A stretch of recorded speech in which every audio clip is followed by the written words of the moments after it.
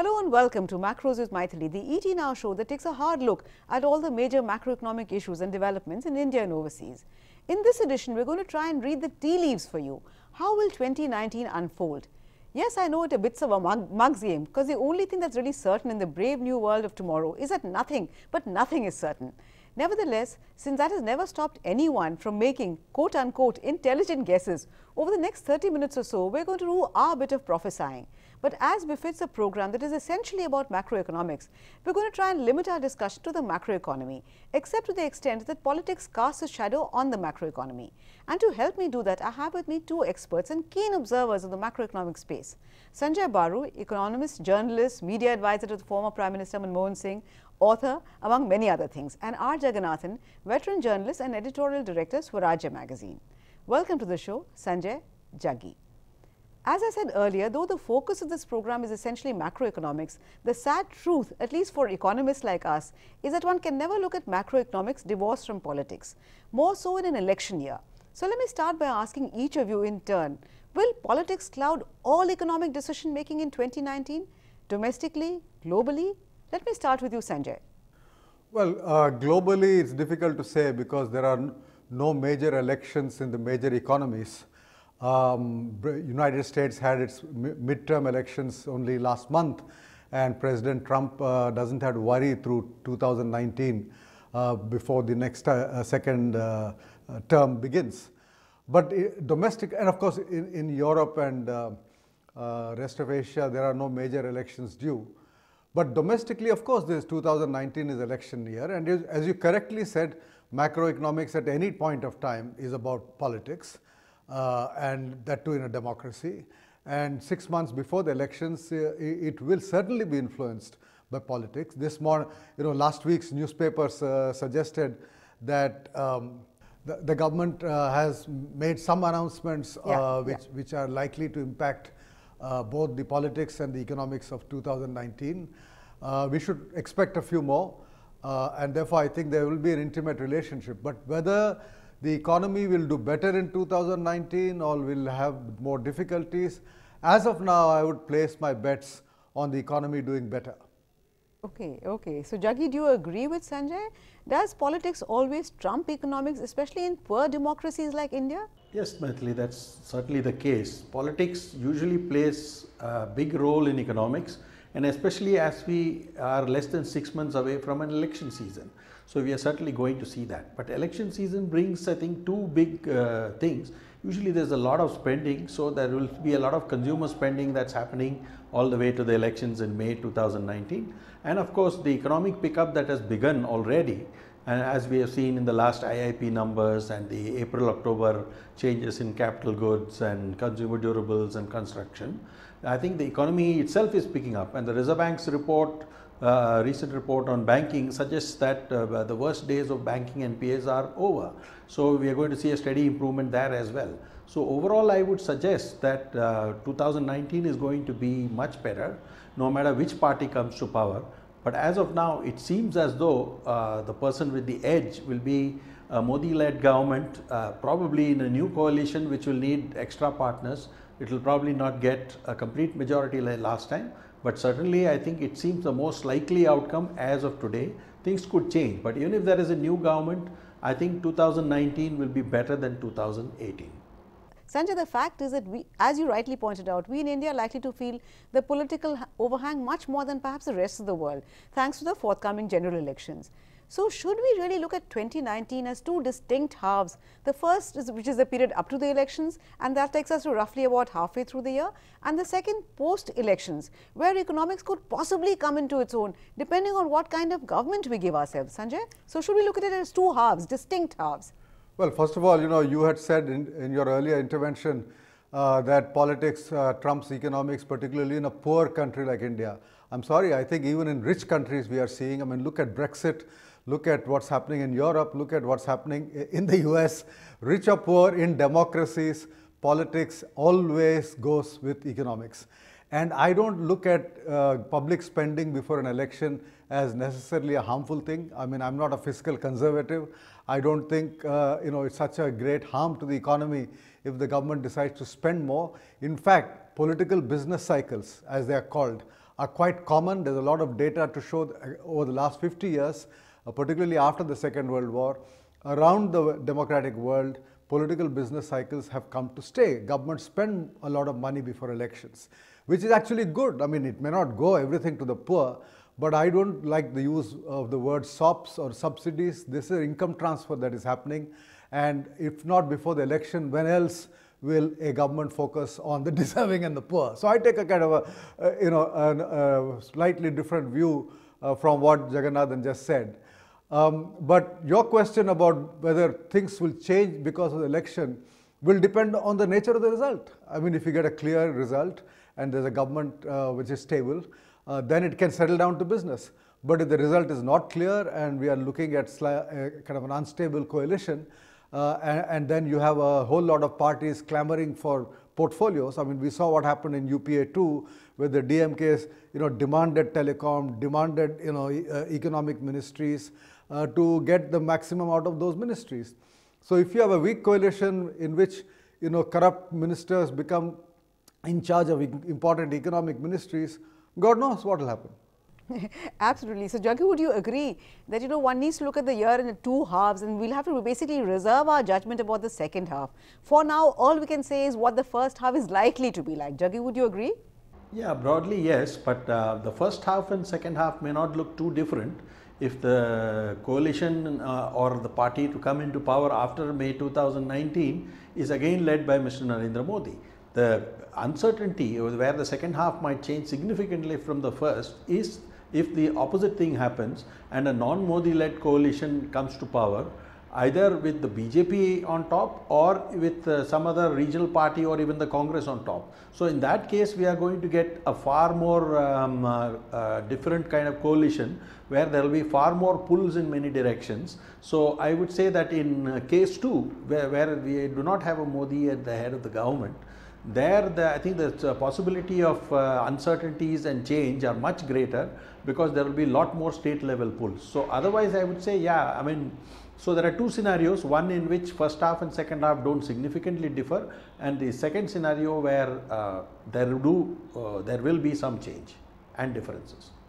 Oh, well, I hope you're right on that, Jaggi. But Sanjay, if I can continue with the slight political slant, how much importance do you think political parties really give to economic issues in their manifestos, given the way we've seen parties promise farm loan waivers, free power, free water? Do you think that the election manifesto gives much importance to economic issues? And will it all be freebies alone, Sanjay? No, economic issues are important. I don't agree with the view that economic policy issues are not important, because after all, at the end of the day, the voter has to think that the party that is seeking his vote is sympathetic to his needs, whether it's the farmer, whether it's a middle class family, whether it's the worker. They must feel that this political party is sympathetic to my needs. Now, whether those needs are fulfilled or not is a different issue. So manifestos in the sense of key issues, I mean not the entire 100-page of manifesto, but key political slogans do make a difference. But on the other issue of a united front Devegowda Gujral type of government versus a stable coalition like the UPA, the jury is out on which is better for economics. The fact is that the economy performed much better during the Gujral Devegowda period than it did under UPA 2. The UPA 2 was a period in which the economy slowed down, there was retrospective taxation, there was a lot of public spending after the 2009 crisis, which was not reversed. And UPA 2 actually was a stable coalition because the left was out and the Congress had more numbers. So I don't think you can actually say from experience that the structure of a coalition makes a difference. I think the real issue is the nature of the leadership available.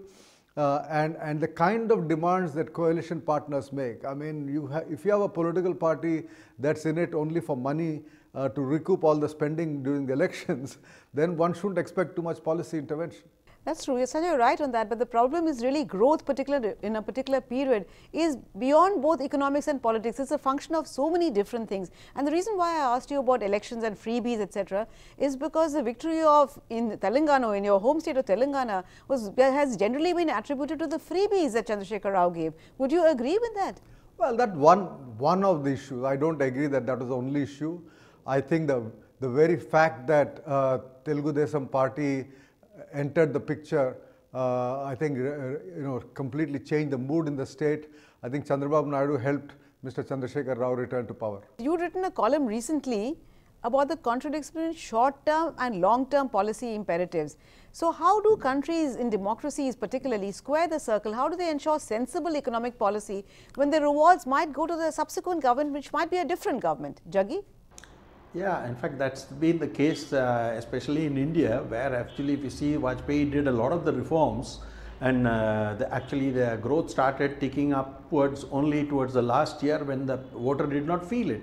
So the benefits of the Vajpayee reforms went to the UPA. I am afraid that even in the case of the Modi reforms in areas like say GST and IBC and the insolvency bankruptcy code and whatever else has been done in the Modi term, actually the benefits will start accruing only if he gets a second term, and that one cannot yet guarantee as of now, though it looks likely that he will get it. My view is that these things are long-term reforms, like say bankruptcy code will not immediately save banks from needing more capital or slowing down lending because of various factors. So I think if you see the last 5 years, we have not really performed to the potential that this economy could have performed to, largely because many things were decelerating. We had the double balance sheet problem, we had bad banks, and we had bad companies with overly leveraged balance sheets. Now once you are going to fix it, the benefits will start flowing only over time, which is why I am saying 2019 onwards is the better period, and it would be a tragedy if the government that actually did the reforms does not come back to power. But as I said, I think the point is, I don't think any government can deliver without in abnormal times, and these are abnormal times. We had the 2008 disruption, and there are more local disruptions that we have had. Without 2 terms, I don't think government can actually benefit from the reforms it produces. So the electoral system is loaded against anybody attempting very serious reforms, because the consequences of the reforms often tend to be negative for the party in power. But Sanjay, it's good to hear that both Jaggi and you are much more optimistic on the post-poll scenario. So if you were to move to the post-poll scenario, do you think election, you said earlier also that economic policies will depend on the kind of government, whether it is single party or coalition? Or do you think that reforms in India have now acquired a momentum of their own? And as Jaggi himself pointed out, the only difference really is one of pace rather than direction. Most parties, most governments try to find the middle of the path. Sanjay? No, that's true. I mean, as Jaggi just said, the fact is that a lot of the initiatives that Prime Minister Modi took were initiatives that were originally launched during the UPA period, and then he brought them to fruition. But the fact is that you can have fairly sharp political differences delaying policy change. I mean, for GST is a good example. It should have happened much earlier than it finally happened.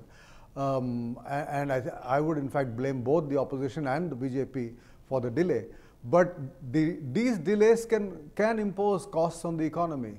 Or for example, walking back on retrospective taxation. Once you take a position in government, once you announce a policy, it becomes very difficult for politicians in office to walk back and say, oh, that was a mistake, we did something wrong. So in that sense, there is an impact of the kind of political leadership that you have. And as I said earlier, if you put a useless chap, a corrupt politician in charge of key economic ministries, then any action in that area can easily get stymied. All these factors do make a difference.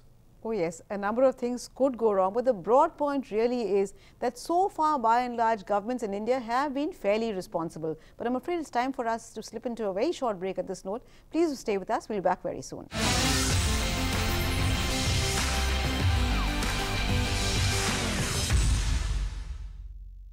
Welcome back. You're watching Macros with Mythili, and I'm trying to read the tea leaves along with Sanjay Baru and R. Jagannathan on what can 2019 really unfold for us in India and for the world at large.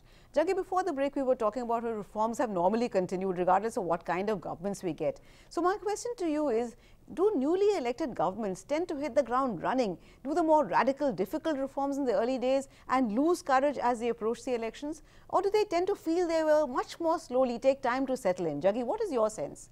Yeah, the problem is, I think all governments, whether coalition or single party led, tend to have short honeymoons in a democracy. I mean, logically, actually, I would say no government gets more than 6 months leeway to get its most difficult reforms done. And if they don't get it done, in fact, they should be hit the ground running in the first 3 months itself, so that the opposition is a little wary of regrouping so soon and making negative noises at that time. So that's when you get your most difficult reforms through. But look at what the Modi government did. Actually, the most difficult reform they did was a non-economic one, which was the National Judicial Appointments Commission, which ultimately anyway got struck down by the courts. Now consider what if, say, an IBC or a GST had been pushed through in the first 6 months. If the land acquisition bill had been modified in the first 3 months, I think there would have been far less opposition and many more things could have gone much better. So I think I would say that logically governments have to hit the ground running. They must have their economic reforms plan in place in the first 6 months. And if they cross that, after that it's left to God Almighty and opposition mood swings to decide which reforms will come through and which will not. So yes, first 6 months are most crucial in any government, coalition or single party majority. Okay, so have your plans ready and do it quickly is a message from Jaggi. But Sanjay, the fact is that for all the noise that elections create in India, is the role of the union government in the economy much more limited now? After all, now you look at monetary policy, it's with the MPC. Indirect taxes with the GST Council. Sharing of taxes was always with the Finance Commission, and now state share is much higher than before, 42%. So is the role of the union government in the economic policy space shrinking now, Sanjay? No, it's true that state governments have always been more important when it comes to the economy. And the central government made itself important first by imposing a license permit Raj, forcing everybody to come to Delhi. And then over a period of time has resulted in a delicensing, decontrol, deregulation, transfer of various powers to states. And therefore the centre's kind of administrative role has declined in the economy. But the centre can continue to play an important role in setting the agenda, in setting the pace. And I think a very important institution was the institution of the National Development Council, was the institution of the Planning Commission. I think Prime Minister Narendra Modi made a big mistake, even if he wanted to rename Planning Commission and call it Niti Aayog. It has not become an assembly of chief ministers. The National Development Council was an extremely useful institution in which the Prime Minister could influence the thinking of chief ministers and policy at the state level. That has not met in this 4.5 years or so. So I think even if the administrative powers of the centre have come down as a result of policy change, there is a policy leadership role that the Prime Minister and the central government can make, and at the end of the day, there are a lot of fiscal incentives that the centre can give even today to the states in order to promote certain policies. Okay. Do you agree with that assessment, Jaggi, that despite the shrinking role of the union government and all the talk of cooperative federalism and all the rest of it, the union government and hence the general elections are still very, very critical in the country? Yeah, it is true. I partly disagree with Sanjay on one aspect. I don't think in the era when we are not into any more 5-year plans, you need a planning commission. I think what you need is a think tank that's constantly building scenarios on how the economy will shape up, which sectors you need special policies. Those are the things, and we need that Niti Aayog type structure even at the state level, so that states build their own capabilities rather than try and follow a centralized approach.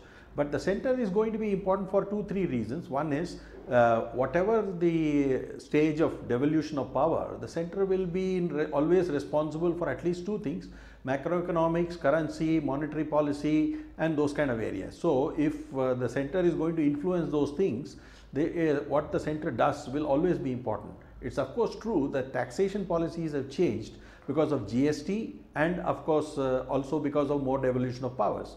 But even in the direct taxes stage, once you have a direct tax code, the scope for year-to-year tax changes even in direct taxes is going to come down very drastically. So the centre's role actually shifts more importantly to macroeconomic stability, price stability, monetary policy. When I say monetary policy, I include the RBI in it, though it is not the government's direct job. So increasingly the overall schema will move to but the centre, if it does not run that ship tightly in terms of the whole macroeconomic issues, it can impact. And central revenues will always have a greater amount of flexibility because some amount of customs duty will always come there, and plus share of other revenues. So a lot of things are still outside GST. So as long as the centre has money to distribute, its role will never be too lowered compared, it will not be a truly federal structure.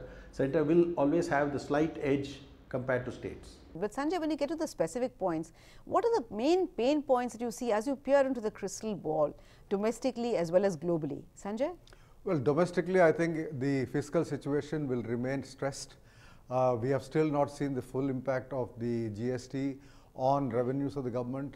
We will not know what the impact of some of the policy announcements coming in the next few months would be on the fiscal situation. So I think fiscal situation for the central government would remain an important pain point. The other second domestic pain point will continue to remain the low level of overall or the reduced level of overall gross capital formation. Household capital formation has gone down. We are not seeing too many greenfield projects. A lot of Indian corporates are actually investing more outside India than inside India. That has to change. We talk of ease of doing business, but still India is not an easy country to do business in. And globally, I mean, our exports have not done too well. And the global economic situation remains uncertain, though the China-US relationship has stabilized a bit. But given the global uncertainties, if the global economy slows down, what would that mean for our exports, and what would that in turn mean for domestic macroeconomic management? Oh yes, one really doesn't know what will happen at all. But Jaggi, would you like to add to that list, and would you think that the health of the banking sector, oil prices, agriculture distress, jobless growth, are these all factors that would worry you, or is there something else that would worry you? Would you agree with my list? See, among the growth drivers, I would say public spending will continue to grow as it has always grown in the last 5 years. Private consumption will continue to grow as it is. Exports will be a cause of worry. The fourth driver, which is private capital investment, that is showing some healthy signs of change. If you see the first 6 months GDP figures show gross fixed capital formation at about 32%, which is a reasonable uptick. And we have also seen 8.7% growth in capital goods in April to October period in the IIP, the same thing in the construction industry and all that. So, and overall, if you are expecting 2019 to be much better economically, with even banks looking up, we are going to see an uptick in the economy in 2019 in any case, which means we should also start impacting, showing up in GST revenues and other things. I think our real worry will be to make sure that politics does not spoil this too anymore, by putting in unnecessary brakes on just when the economy is showing some signs of improvement. So I think we should worry more about politics next year than other economics. But rest of it, by and large, I think 3 of the 4 key growth drivers should start firing. It's only the export driver that is going to be troublesome, and that unfortunately has never worked for us for a long time, because we have been highly an internal consumption focused demand driven thing. Very few, except if you leave out IT and pharma and all that, which have always been export oriented, our general exports have not been all that great. So even during the UPA time, a lot of the exports was actually that of oil and lubricants, because companies like Reliance and SR were not part of the regulated regime, and they ended up sending all their petroleum goods for exports. So that artificially bumped up exports. Exports are an area where we need to fix our competitive position over the next 5 years whenever we do that. Well, I hope you're right on that, Jaggi. But the fact is, as Sanjay and almost any development economist will tell you, growth, fixed capital formation, etc., all this doesn't necessarily translate into better welfare for the average Indian. And that's what my question to you, Sanjay, that if we were to look beyond economics and politics, what should we as a nation focus on in 2019? Health, education, law and order, artificial intelligence, privacy, gender, social structures, aging societies, climate change. I think the list is endless, but what would you like to focus on, Sanjay? Well, first of all, politics is not the fly in the ointment, it is in India the ointment. So we can't run away from that fact that politics plays a huge role in the nature of government action. But having said that, I would say education, education, education, education, education. This country's human capital index is still very low. When the World Bank came out with ease of doing business index, we all jumped up and down and celebrated it. But when they came out with the human capital index, we said, oh, this is a silly index, we don't bother about it. But India's human capital needs to be improved. Productivity needs to go up. Growth will come from increased productivity, and increased productivity will come from higher skills of the working class, of the farmers, of every section of society. In Asia, we are the laggards. I mean, if you take Asia to our east, we are the laggards, and therefore I would say everything is important, but education, education, education. Okay, Jaggi, would you agree with Sanjay on that? And though Sanjay called politics the ointment, the fact is that ointment is normally seen as a balm. I'm not sure that in India politics really is a balm. But beyond economics and politics, what would you think is the most important thing that the country should focus on? Is it education, again, as Sanjay would said? No, I would certainly agree with the emphasis on education. But broadly, I would say we need to move away from our obsession with growth and GDP alone and focus more on the two things that really matter. The one thing is jobs. All policies must really be created to enable skill building and job capability, and anything that detracts from the creation of jobs, those kind of policies, whether it is labor laws or other factor laws relating to land, those are the things that need fixing. So if you actually if you make our economy more a job oriented one, automatically and education, by the way, is both a necessary condition for creating jobs and is also a key job creating sector. The 4 or 5 major sectors that will be huge job creators will be education, health, tourism, logistics. These are the things, all services economy, which is what will create jobs. So I'm saying if we focus on the single national goal should be how do we create more jobs, then GDP will take care of itself. Once we keep focusing on GDP, we forget about the plumbing that needs to create the GDP, that's the problem. So all our policies should focus around how to make job creation easier. This one single question will solve all our problems. Well, I couldn't agree with you more on that, Jaggi, except that I think that education and jobs are so closely interlinked that the best way of social mobility is through education. And normally, better education does lead to more jobs. But I'm afraid we ran out our time completely on this edition. Remember, we'll be back next week with yet another edition of Macros with Mythili. Till then, it's thank you and goodbye from all of us at ET Now.